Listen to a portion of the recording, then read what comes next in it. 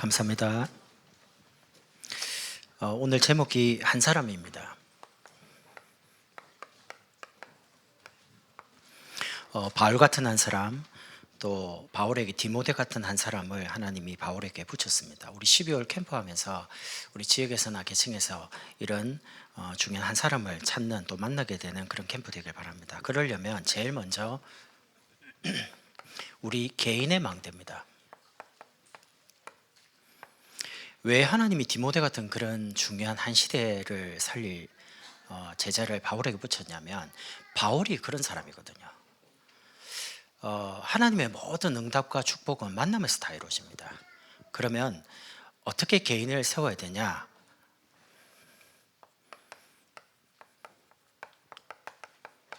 한 말씀 속에서요. 이번 주간에 여러분이 문제 당하고 고민하고 갈등하는 모든 그 문제에 대한 답이 강단 말씀에 다 있습니다. 그래서 여러분이 이번 한 주간 우리 자신을 이 속에서 세우는 겁니다. 참 평안이요. 원래 인간은 하나님과 가장 행복하게 또 이 평안을 누리도록 창조됐습니다. 그런데 아담과 하와가 하나님을 떠난 그 영적 문제 때문에 이 평안을 다 잃어버린 겁니다. 하나님이 원래 만드신 아담과 하와에게는 예배, 가정 제도를 통해서 하나님을 만나고 하나님 안에 있도록 어마어마한 축복을 주셨거든요. 근데 이 깨어지는 사건이 창세기 3장 사건이었습니다. 그 이후로 인간의 모든 영적 상태가 참 평안 속에 누리는 상태가 아니라요, 정신과 육신, 영혼이 그야말로 이제 황폐되는 거죠. 그러니까 아무리 가지고 아무리 성공하고 뭔가를 채워도 그 목마를 때 바닷물 먹는 것처럼 채워지지 않는 겁니다. 그래서 여러분과 제가 예수 피 바른 날 해방되는 겁니다. 그러니까 우리의 영적 상태를 바꿔야 되는데, 이렇게 하면 됩니까? 저렇게 하면 됩니까? 아닙니다. 그리스도 붙잡아야 됩니다. 다른 거 가지고는 변화가 아니라거든요. 그래서 인간의 모든 문제를 해결할 메시아 오실 그 가나안으로 이스라엘을 가도록 그렇게 명령하신 겁니다. 그게 이제 영적 축복입니다. 저와 여러분 힘든데 왜 세계복음 해야 되냐? 왜 여러 가지 어려운데 전도 선교해야 되냐? 그게 우리에게 영적인 축복이라는 겁니다. 참 평안을 여러분이 가지고 누리고 있으면 우리에게 항상 늘 평안함이 이제 오는 거죠. 시대마다, 특별히 족장시대에도 아브라함, 이삭, 야곱, 요셉이죠. 구약시대, 족장시대, 이분들이 이 평안함 속에 있을 때는, 누리고 있을 때는 사실은 주변이 다 정복이 되고요, 오히려 이 평안을 놓칠 때는 오히려 주변이 굉장히 많이 괴롭히는 상태가 됩니다. 그리고 광야시대입니다. 광야 자체가 없잖아요. 인간의 지식과 과학과 경험으로 살 수 없는 곳입니다. 그런 광야를 지나가는 그 광야 시대에 똑같은 문제를 당하는데 모세와 여호수아 갈렙은 평안함을 이스라엘 백성과 다르게 누린 겁니다. 그러니까 똑같은 물인데 방주 속에 들어간 사람은 물 때문에 살고요, 똑같은 물인데 방주 밖에 있는 사람은 죽었던 것처럼, 똑같은 광야, 경제 문제, 물, 건강 문제, 가정 문제, 자녀 문제 다 당합니다. 그런데 이 평안함 속에 있는 사람은 그 문제가 오히려 축복으로 바뀌고요, 평안함을 잃어버린 사람은 오히려 그것 때문에 굉장히 고통당하는 거죠. 이렇게 해가지고 사사시대를 보면 여호수아가 이제 죽고 이제 이스라엘 백성이 또 하나님을 버리고 타락합니다. 우상을 섬기고요. 그래가지고 하나님을 떠나서 우상 섬기니까 고통이 오잖아요. 하나님이 고통 오면 또 하나님께 간구합니다. 회개하고. 그럼 그때마다 기도원 같은 그런 사사를 보냅니다. 그럼 사사가 다스리는 동안, 통치하는 동안은 또 괜찮아요. 그럼 또 사사가 죽고 나면 또 하나님을 떠나요. 이게 이제 무한 방법이 계속되는 거죠. 그러니까 사사기 끝에 보면 사사기의 결론이 나옵니다. 자기 소견에 옳은 대로 행하였더라. 사사기의 결론의 끝입니다. 그럼 자기 소견에 옳은 대로 하면 내가 보기에 그냥 이게 맞다라고 생각하는 것처럼 하나님 말씀하고 상관없어요. 내가 볼 때, 내가 생각할 때, 근데 그게 무서운 거군요. 우리의 관점을 하나님이 보실 때, 하나님이 원하시는 거 이렇게 가야 되는데, 내가 생각할 때는, 내가 볼 때는 이렇게 이제 중심이 하나님에게서 나로 바뀌니까 끊임없이 고통이 이제 계속되는 겁니다. 참 평안과 늘 평안을 누리고 있으면 우리에게 이제 큰 평안이 임합니다. 이 큰 평안 가지고 이제 제사장 시대를 여는 겁니다. 기도해 드리죠. 모든 사람들이 치유받도록요. 그리고 선지자 시대입니다. 우리 아이들이 바르게 복음과 전도, 선교를 바르게 이해하고 세계복음에 쓰임 받도록요. 기도해 드리 아이들이 드리죠. 그리고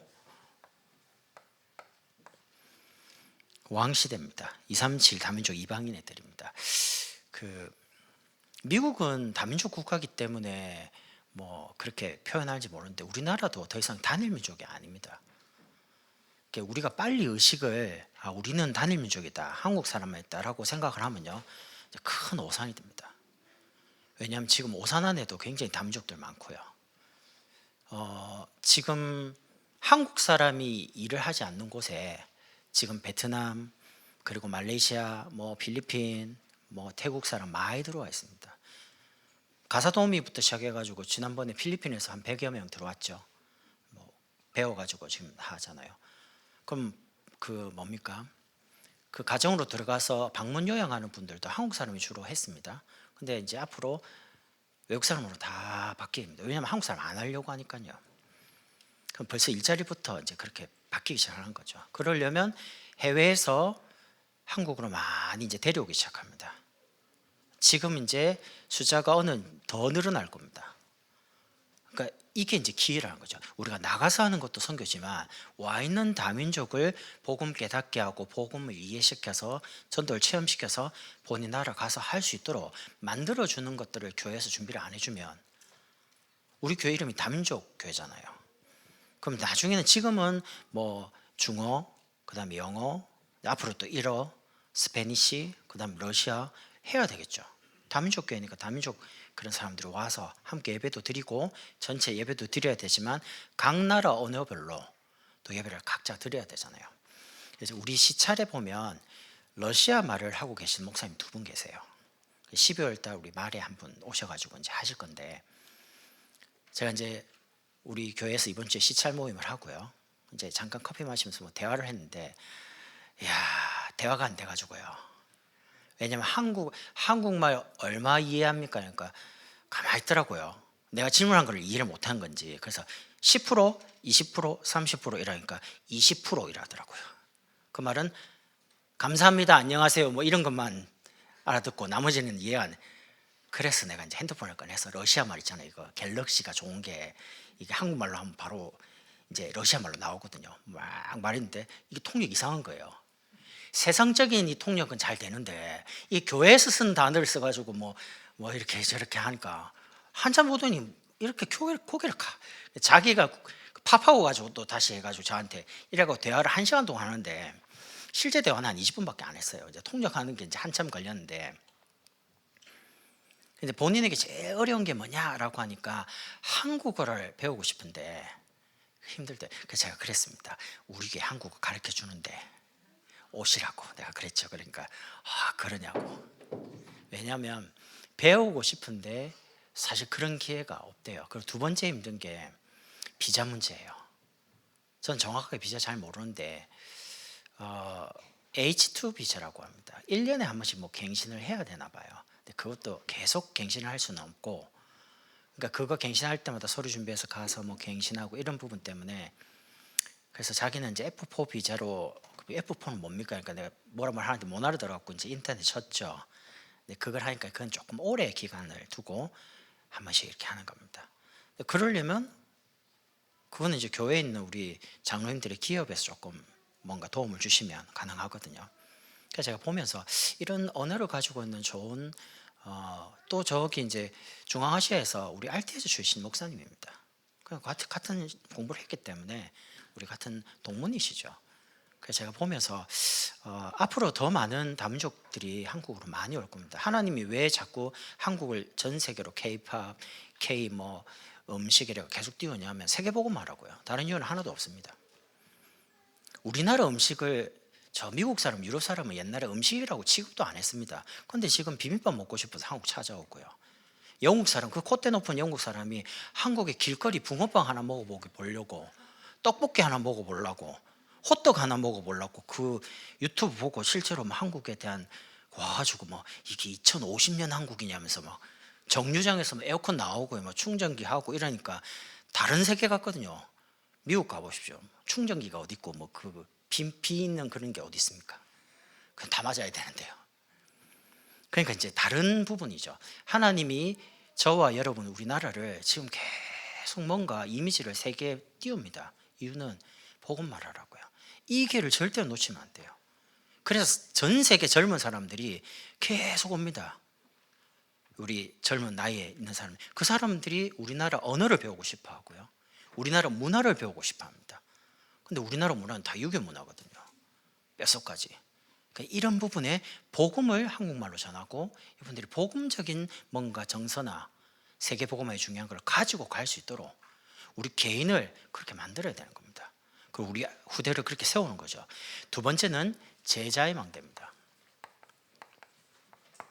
하나님 앞에 중요하게 디모데처럼 바울처럼 쓰임받을 제자는 하나님이 쓰시는 한 사람으로요. 저는 옛날에 제자 이럴 때 현장에 다락방 열심히 뛰고요, 전도하고 이런 게 제자인 줄 알았습니다. 근데 현장을 뛰면서 제자로 쓰임받을 중요한 한 사람들은 제일 먼저 이 사역을 해야 됩니다. 다락방을 열심히 뛰면서 사역을 하는 게 아니고 사람과 사람과의 관계 속에서 이미지 사역을 해야 돼요. 이게 첫 번째 사역입니다. 가서 메시지를 막 하고 오는 게 아닙니다. 어떤 이미지냐? 저는 옛날에 가서 메시지 가지고 사람을 엄청나게 바꾸려고 애를 많이 썼습니다. 이렇게 해라 저렇게 해라. 근데 솔직히 복음 가지고 나도 잘 천천히 바뀌어가는데 상대방이 제가 말하는 그 그리스를 듣고 단번에 바뀐다? 그럴 리가요. 그건 착각이죠. 그러니까 율법적인 부분이 뭐냐면 자꾸 행동 변화를 요구하는. 그러니까 상대방이 이렇게 하라 저렇게 말을 하니까 부담이 되죠. 근데 부담이 되다가 이제 마음이 자꾸 쪼그라들고 위축이 되니까 만나기가 싫은 겁니다. 또 만나면 또 이렇게 해라 저렇게 할 것 같으니까. 이런 부분만 조금 이런 거 부담만 안 줘도요, 상대방이 마음을 열어요. 아니면 굉장히 육신적으로요. 육신적이란 말은 세상에는 너무 밝습니다. 근데 영적인 부분은 너무 캄캄합니다. 무질서입니다. 뭔가 예배 드리는 거, 기도하는 거, 훈련 받는 거 이런 데는 아무 관심이 없어요. 영적인 부분은 캄캄한 겁니다. 그러니까 사실은 세상에 나가서 세상을 정복해야 되는데 세상에 자꾸 이렇게 뭔가 어려움 당하는 겁니다. 그래서 여러분에게서 복음적인 조금 냄새가 나도록, 뭐 복음이 냄새가 나는 건 아닌데 그냥 만나면 또 만나고 싶다, 나 저 사람하고 좀 이야기 또 하고 싶다, 그러면 됩니다. 일단 그러니까 불신자에게 너무 나 자신에 대해서 오픈을 많이 할 필요가 없어요. 전도를 위해서 오히려 나를 100% 다 오픈해버리면 사실 이제 복음 안 받습니다. 전에 어떤 분이 저보고 목사님 내가 친구 복음 전할 건데 이번 주에 술 한잔 하기로 했다는 겁니다. 근데 아니 친구 전도하는데 왜 술을 해줘요? 그러니까 이렇게 친구를 전도 교회 데리고 오려면 술을 먹어줘야지 온다는 겁니다. 그래서 제가 집사님하고 조금 그래서 집사님 술 먹어주면 교회 영원히 안 올 겁니다. 그러니까 목사님이 현장을 모르시네 그러더라고요. 누가 현장을 모르는지 모르겠어요. 그럼 내가 그게 아닐 낀데. 그 이제 드셨어요. 만나가지고. 그럼 이제 뭐 다 이야기했겠죠. 막 이 교회 와라. 친구 알았다. 그는 술 기운에 말한 겁니다. 술 딱 깨니까 교회 가자니까 내가 언제 이러는 거. 지금까지 안 오고 있습니다. 교회를. 그런 게 아닙니다. 여러분이 불신자가 딱 볼 때 저분 뭔가 좀 다른 것 같은데 교회 좀 다닌 것 같다. 왜 다른 거지? 뭔가 궁금하게 만들어야 돼요. 그래서 자기가 정말로 힘들 때 지금까지 만났던 교회 다니는 사람하고 뭔가 다르잖아요. 복음 가지고 있으니까. 그때 딱 뭔가를 질문했는데 뭐 지나가는 말로 그냥 간증도 하고 뭘 했는데 답이 되는 겁니다. 그래서 사역이 가서 뭐 메시지하고 이런 사역이 아니고요. 일단 이미지 사역이 굉장히 중요합니다. 이미지를 어떻게 만드느냐. 그래서 10번 중 한 번만 딱 사역이 이미지가 잘못돼도요, 사실 바로 문이 닫힙니다. 지속이 잘 안 되고요. 두 번째는 제자 사역입니다. 오늘 바울이 디모데에게 내 아들아 이렇게 말합니다. 디모데가 어떤 사람입니까? 루스드라에 들어가 가지고 유대인들이 자기를 계속 죽이려고 쫓아오잖아요. 계산을 잘못했어요. 지금 안 왔을 거라고 생각하고 계속 말하고 있는데 유대인이 와서 잡혔어요. 그러니까 이제 바울을 죽이려고 돌을 던지면, 여러분 사람을 죽이려고 돌을 던지면 어디에 던지겠습니까? 머리를 때리겠죠. 그러니까 머리에 돌을 팍 쳤는데 그 정도면 얼마나 힘들겠어요. 유대인들이 이렇게 말씀합니다. 아, 바울 죽었고 내가 시체 버리는 곳에 던졌다니까. 죽은 줄 알고 했는데 눈 떴어요. 눈 뜨자마자 바로 들어가 갖고 또 찾은 인물이 디모데입니다. 그러니까 바울이 보통 사람이, 우리 같으면 머리 맞았죠, 뭐 엉마 피투성일 거 아닙니까? 그러면 뭐 달걀도 돌리고 이렇게 멍이 시퍼러니까 이러고 있어야 될 판인데 그런 게 아니고요. 눈 뜨자마자 제자를 못 찾았거든요. 그래서 들어가 가지고 복음 전하다가 찾은 인물이 디모데입니다. 6년 반 동안 이 복음과 복음이 누리고 있는 기도, 이런 걸 충분히 전달하면서 현장을 체험시키고 세운 인물. 그러니까 바울에게 이 디모데는 어떤 사람이냐? 디모데가 바울 아들은 아니잖아요. 복음과 이 기도 제목이 통하고 바울의 인생자 로마 복음화까지 가는 방향이 통하는 진짜 참 제자. 다음 시대를 바울이 디모데에게 맡기죠.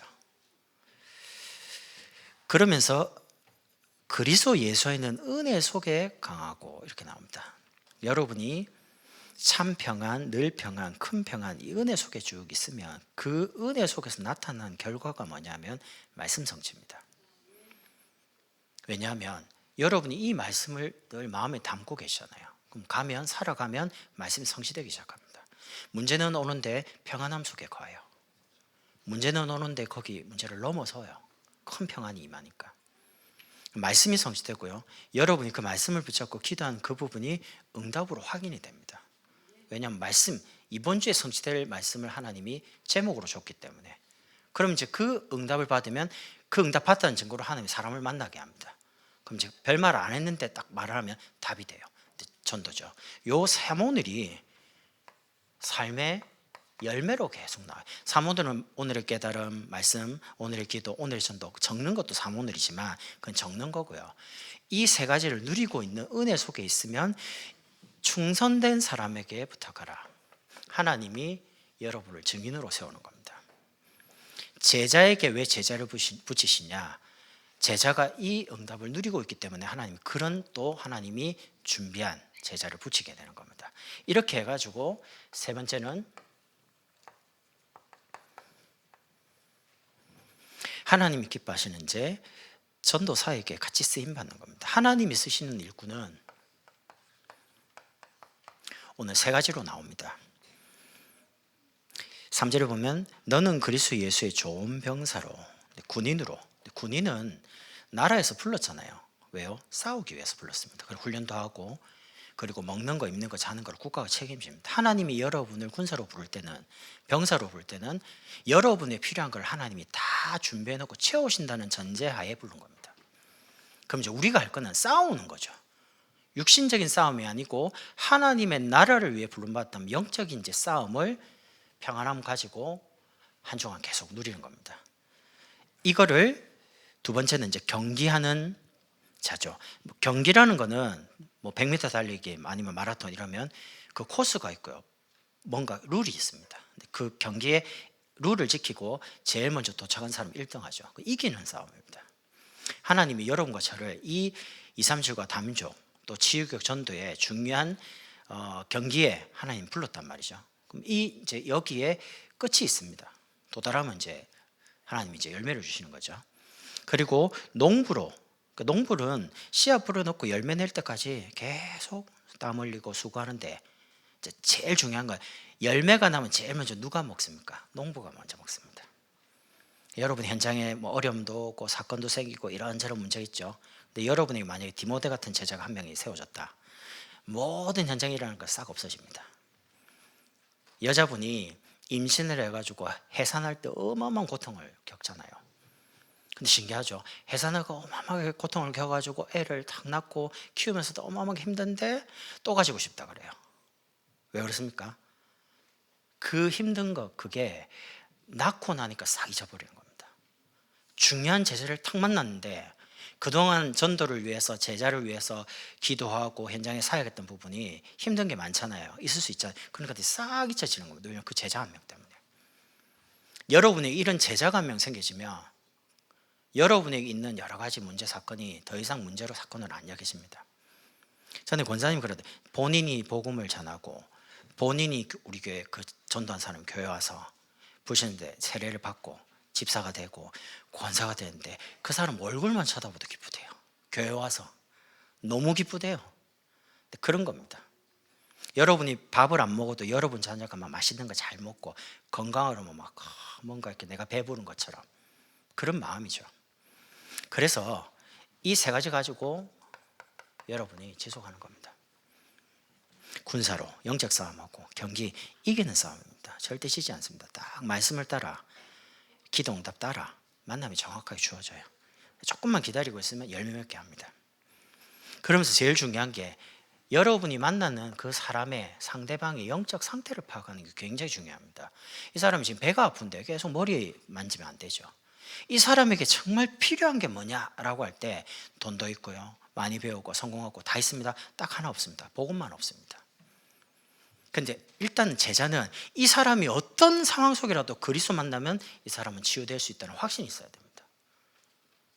안 그러면요, 난 저 사람보다 돈이 조금 없는데, 난 저 사람보다 배경이 조금 안 좋은데, 난 저 사람보다 학력이 딸리는데 자꾸 비교하기 시작하면 복음 못 전합니다. 우리는 세상의 어떤 지식인도 경제인도 가지지 못하는 이 사람의 운명을 바꿀 수 있는 답을 가지고 있습니다. 최고 지식이 뭐냐? 그리스도입니다. 그거는 우리의 배경과 우리의 지식과 우리의 형편하고 아무 상관없습니다. 그래서 그리스도만 말하면 그 사람이 우리를 보고 믿는 게 아닙니다. 그리스도 자체가 능력이기 때문에 그 그리스도로 생명을 얻는 거죠. 이 사람에게 정말 필요한 게 뭐냐? 복음 말고는 필요한 게 없다 라고 확신이 돼야지만 그 사람이 복음 받는다니까요. 복음도 있지만 이것도 있어야 되고 이렇게 버리면 그 사람 다 가지고 있는데요. 예를 들면 제가 한국의 재벌한테 가서 예수 믿으라 그러면 듣겠죠. 우선은 목사 말하니까. 그러면 이제 제가 말하면서 뭐 경제를 이야기하고 그럼 그 사람 웃습니다. 그런 걸 말하는 게 아니라니까요. 뭔가 상대적인 걸 말하는 게 아니고 안 받으면 안 돼요, 이 복음을. 그래서 이 복음을 올바르게 알아야지 이 사람이 결국 살아난단 말이죠. 그러면 거기에 대한 확신을 우리 자신이 먼저 가져야 돼요. 이 답을 확신 가지고 말하는 겁니다. 확신 있게. 그래서 상대방의 상태, 영적인 부분, 정신적인 부분, 육신적인 부분, 여러 가지 가정적인 부분, 결국에 가정에 내려오는 영적 문제가 많거든요. 부신 상태를 가지고 정확하게 파악을 하는 겁니다. 이렇게 해서 여러분 자신을 계속 세우시면서 세 번째는 우리 지역의 망대입니다.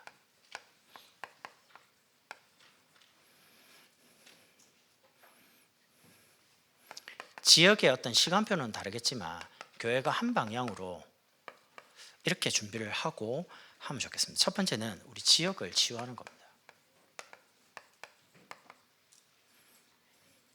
이 5가지 가진 사람을 치유하는 겁니다. 첫 번째는 영적 문제예요. 그리고 정신 문제, 생각, 마음, 이렇게 해서 육신이 이제 무너집니다. 이 5가지 문제가 올 때는 균형이 깨져요. 육신적인 문제가 와서 균형이 깨지기도 하고, 건강의 문제 와서 나머지가 영적인 부분, 정신적인 부분 무너져. 예를 들면 병원에 갔는데 딱 진단받았다, 암입니다.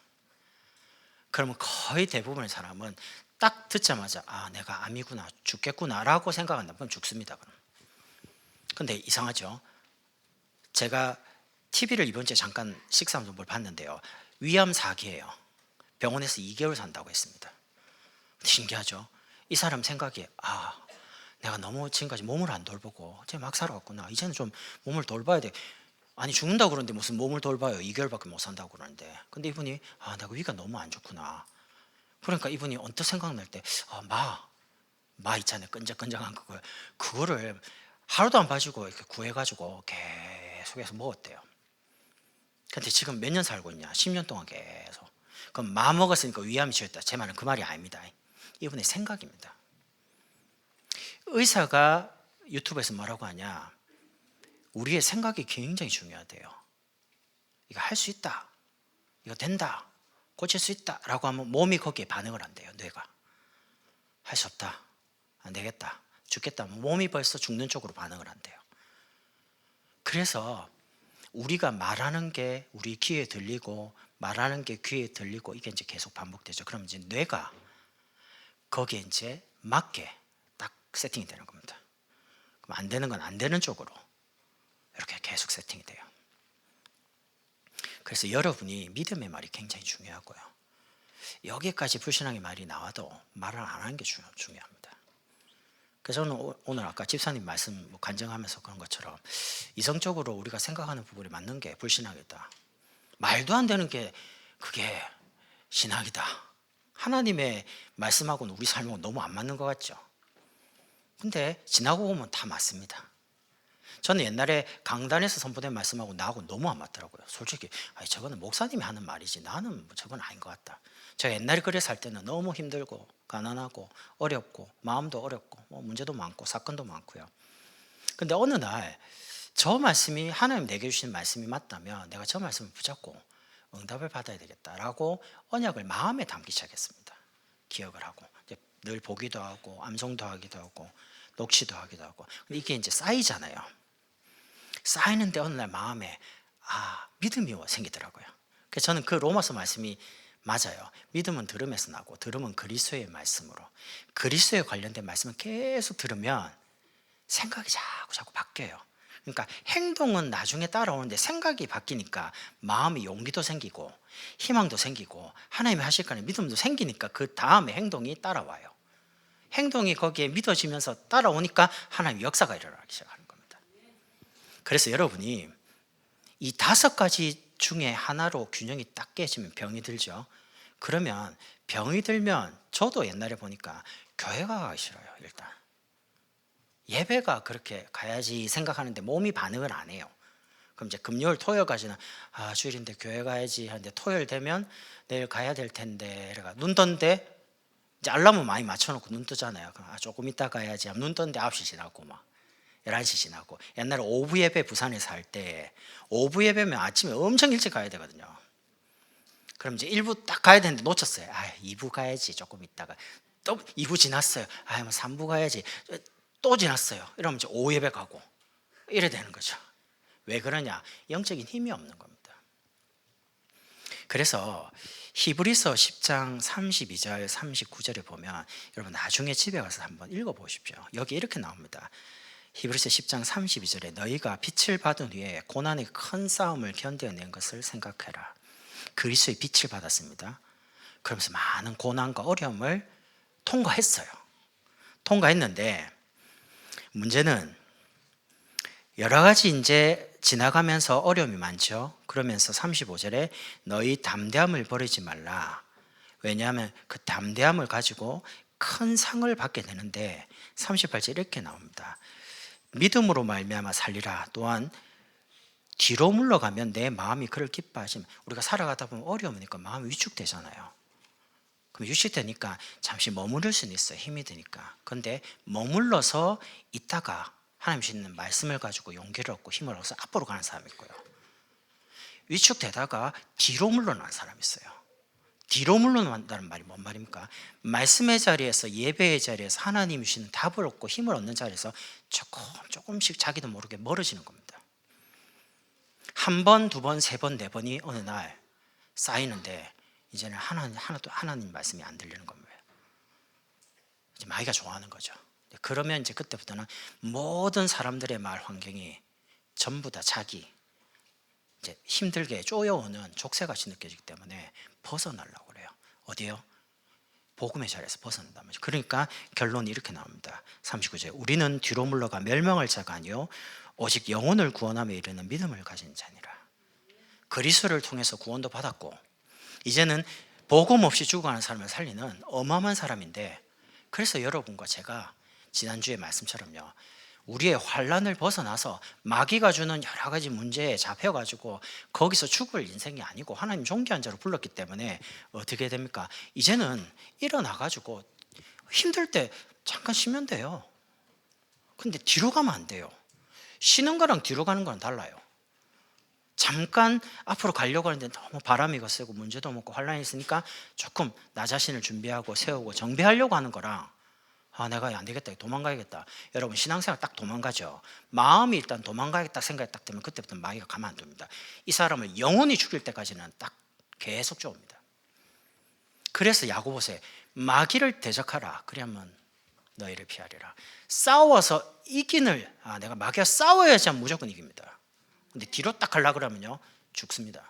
신앙생활은 찹든지 덥든지 둘 중 하나입니다. 미지근한 건 없어요. 천국과 지옥 가운데 없어요. 신앙생활은 너무 선명해요, 선택이. 그래서 여러분이 중요한 거 올 때에 힘이 들 수 있죠, 사람이. 그때는 하나님이 내 상황과 형편을 아시기 때문에 은혜와 긍휼을 달라 하고, 그 문제 속에 안 잡히도록 하나님 주시는 참 평안, 늘 평안, 큰 평안이 내게 임하도록 하면서 일단 힘을 비추게 해야 돼요. 싸울 준비를 다시 해야 돼요, 점검에. 이렇게 하시면서 두 번째는, 우리 지역에서는 지역을 치유해야 되니까 여러 가지 문제 때문에 어려움 당하는 성도들이 많잖아요. 이분들을 구역에서 구역장 권사님들이 주일날 딱 예배 딱 마치면 뒤로 오셔가지고 쫙 보시면 됩니다. 왜냐하면 자기 구역이기 때문에 자기 구역에 성도가 한 2가정, 3가정밖에 안 됩니다. 그럼 금방 압니다, 구역장님들은. 우리 구역에 누가 안 왔다. 그럼 이제 결석자를 빨리 파악해서 그 내용을 누가 안 왔는지 아시니까 지역장에게 알려주는 겁니다. 지역장은 구역의 몇 구역을 전체를 책임지는 장입니다. 이분들은 결석한 사람들이 누구라고 이제 올라왔으니까, 그럼 그 사람들이 왜 안 오는지를 대충은 압니다. 누구하고 친한지를 대충 아니까. 그렇게 해서 지역장님들은 구역장님들이 올려주신 결석자들을 보고 결석한 사람들의 이유가 있습니다. 예를 들면 김장하러 갔다, 다음 주 옵니다. 김장하러 갔거든요. 그런 거 말고요, 뭔가가 전화를 안 받아요. 다음 주 오겠지라고 생각했는데 또 안 받아요. 그럼 2주 안 왔습니다. 그럼 무조건 찾아가야 돼요. 이유 없이 전화 안 받고 카톡 하면 그 성경을 찾아가야 돼요. 2주, 그 다음 3주 되면 못 옵니다. 제가 누구에게 이제 교회 가야지 이러니까, 교회 가면 쪽팔리는데 이거 왜 좀, 니 아무도 신경 안 써. 교회 왔는지도 몰라. 누가 지금 왔는지 안 왔는지 신경 쓰는데요. 가족이니까 신경을 쓰는 거지 아무 관심 없어. 근데 보세요, 구역에서 지역에서 누가 안 하는지 왜 안 하는지를 가지고 이런 부분을 놓고 기도도 해주고요, 찾아가기도 하고 이러면 굉장히 내가 교회에 뭔가 좀 소중한 사람이구나 라고 느끼게 됩니다. 그런 어떤 이유가 아프다든지 뭔가 문제가 있다 이럴 때는 그 내용을 지역장님들께서 지역을 담당하는 분께, 목사님께 이야기를 하는 겁니다. 그러면 어느 구역에 어느 분이 개석을 했고 무슨 이유 때문에 개석했다, 그게 이제 저한테 올라옵니다. 근데 문제는 장기 단기로 결석한 사람을 파악하려고 하는 게 아닙니다. 그 파악해서 뭐 하게요. 단기로 결석한 사람을 안 잡아주니까 장기로 갑니다. 2주, 3주, 한 달, 2달. 제가 지난주에 안 보이는 분, 2주 전이죠, 안 보여갖고 전화했습니다. 일부러 시간 되냐니까 된대요. 저녁에 가면 차 한잔 하자. 이거 한 2시간 이야기 들었습니다. 피곤한데도 들었어요. 그러고 이제 신방도 다시 연결하고 이랬단 말이죠. 왜 그러냐, 관심을 보이면 단기가 장기로 안 가요. 이 사람을 파악을 하는 게 아니고 직접 찾아가는 겁니다. 제가 전화를 해가지고 받으면 그래도 만날 수 있죠. 근데 전화를 했는데 안 받으면 어떻게 됩니까? 갔는데 안 만나주면 그때는 좀 너무 늦은 거예요. 그런 상태가 오기 전에, 단기, 장기로 가기 전에 신방 찾아가서 신방을 하는 거죠. 실제로 뭐가 어려운지, 어렵다면 강단 말씀 가지고 답도 주고 같이 기도도 하고, 어려우니까 한 번 더 만나고, 또 차도 마시고 붙잡아 주기도 하고 격려도 하고 위로도 하고요. 우리가 로봇가 아닌데 항상 이렇게 막 딱 그렇지는 않잖아요. 사람인데 어려움 오면 낙심될 때도 있고 이런 거죠. 근데 만나갖고 조금만 이렇게 차 마시고 이야기하고 들어주고 이러면요, 바뀌어요. 또 궁금한 것도 많아요. 답답할 때 뭐 물어보고 싶고 하는데 주변에 사람이 없잖아요. 근데 조금만 관심 가지고 하면 금방 그 사람도 회복됩니다. 그래서 뒤로 자꾸 응답받고 세워져야 될 사람들이 자꾸 무너지고 낙심되는 걸 막자는 겁니다. 지역 신방. 이렇게 해서 막아놓고 앞에서는 지역에서 계속 불신자 전도하고 교회 안에 짱믿음의 가정이 있는 우리 성도들의 가족들을 전도하는 등록운동을 일으키자는 겁니다. 앞문을 계속 여는 거죠. 일단 교회 등록하잖아요. 등록하면 목사님 면담하고요, 무조건 그 주간에 등록 카드 가지고 찾아가는 겁니다. 찾아가서 신방 목사님 모시고 가서 신방을 하고 거기에 구역으로 연결하고 지역도 연결하고 자녀가 있다면 개청의 지교도 연결하고 지역의 지교도 연결하고 기관도 연결하고 전부 다 그 주간에 연결다. 이 사람이 다민족교회 성도가 됐구나라는 걸 본인이 알도록요. 예전에 부산에 동네에 살았거든요. 동네 살 때 반여동으로 이사를 갔어요. 반여동하고 동료는 한 30분 거리인데 반여동 가니까 반여동에 교회, 여기서 여기로 교회를 와야 되는데 이게 차가 이게 몇 번 타야 돼요. 차 잘 안 와요. 산꼭대에 있어가지고. 그러니까 그 주변에 교회를 찾아야 되니까 교회를 찾으려고 몇 번 가는데 이 교회 잠깐 가는데 뭐 어색하잖아요. 낯설고. 가다가 예배 드리고 얼른 도망가는 거예요. 왜냐면 누군가 내 잡으면 어떻게 오셨습니까? 그러면 예 뭐 잠깐 뭐 이렇게. 그러니까 어떤 센스 있는 사람은 교회 찾으러 왔죠 이렇게 말하는 사람도 있어요. 예 그럼 이제 오늘 등록하고 가시라고. 다음 주에 오겠습니다. 다음 주 안 와요. 딴 교회 가야 되니까 정하기 위해서. 지금 교회 찾기 위해서 돌아다니고 있는데 어떻게 다음 주에 또 옵니까? 그런데 신기한 건요, 이렇게 다니는데 누군가가 탁 말했는데 마음에요, 내가 이 교회에 정착해야겠다라고 생각이 드는 경우가 있었어요. 그게 이제 목사님을 만났던 계기가 된 겁니다. 제가 부산에. 신기하죠? 별말 안 해요. 제가 이제 예배 딱 마치고 나왔는데 이렇게 말하는 겁니다. 점심 드시고 가시라는 거예요. 그래서 내가 아침 안 먹거든요. 예, 제가 일이 있습니다. 그러니까 이분이 웃으면서 일 없잖아요 그러더라고요. 나 너무 갑자기 당황스러워갖고 무슨 알아맞히는 건가? 그러지 마시고 일 없는데 그냥 식사하고 뭐 부담 안 줄 테니까 같이 식사도 하고 차 한잔 하면서 이야기 좀 하자는 거예요. 근데 굉장히 내성적인데도 가려고 그러는데 가지 마시라니까요. 막 이렇게 바지끄레기 잡고 이렇게 커피나 마시고 요 커피 맛있다고 막 이래갖고 뭐 얼떨결에 내성적이니까 막 이렇게 잡혔죠. 그래 이제 밥도 먹고 그러니까 굉장히 경계심을 가지고 밥 먹잖아요. 이제 오늘 잡히면 이제 뭐라고 물어볼지 모른다. 호구조사 당할 수도 있다. 막 모든 걸 왜 왔는지. 근데 아무것도 안 먹어요. 이렇게 밥 맛있죠. 뭐 이렇게 이야기하면서 커피 맛있다면서 이렇게 하면서 편안하게 해줘요. 편안하게. 오후 예배도 있는데 오후 예배도 좀 드리고 야 오후엔 진짜 일 있어서 없잖아요. 막 진짜 일이 있다고. 없는데 이제 가야 되니까 밥까지 얻어먹었으니까 이제 간다 안 하고 집에 오는데 뭔가 이렇게 남는 거예요. 대화하다가 뭔가 남는 말을 이분이 하는 거예요 저한테. 그리고 그 다음 주에 이제 딱 갔는데 목사님 이제 만났어요. 그래서 이제 또 불렀어요 목사님이. 밤에 뭐 이렇게 하면서 뭐 이야기를 5개 중에 어디 있냐 그러면 처음 듣는 말이었고 뭐 여기 있는 것 같은데요. 그럼 이렇게 해야지. 이게 이제 계기가 돼가지고 이제 지금까지 온 겁니다. 그러니까 우선에 볼 때는 좀 부담스러울 수 있는데 안 그래요. 딱 왔을 때 처음에 딱 바로 잡아주면요 가족이 될 수도 있습니다. 그래서 여러분과 제가 이 부분 가지고 이번 12월은 지역을 정말 치유해야 되니까 뒤를 막고 앞에는 계속 들어오는 사람들을 열어주고 교회에다 연결하고 현장도 연결하고 이런 캠프를 여러분이 한 사람으로 해주시면 좋겠다는 겁니다. 이런 응답받는 캠프 되면 좋겠습니다. 기도하겠습니다. 하나님 감사합니다. 디모데처럼 바울처럼 우리 개인의 망대, 제자의 망대, 지역의 망대를 든든하게 세우는 12월이 되도록 축복해 주시고 하나님께 귀하게 쓰임받는 한 사람으로 응답 누리도록 축복해 주옵소서. 예수 그리스도의 이름으로 기도드립니다. 아멘.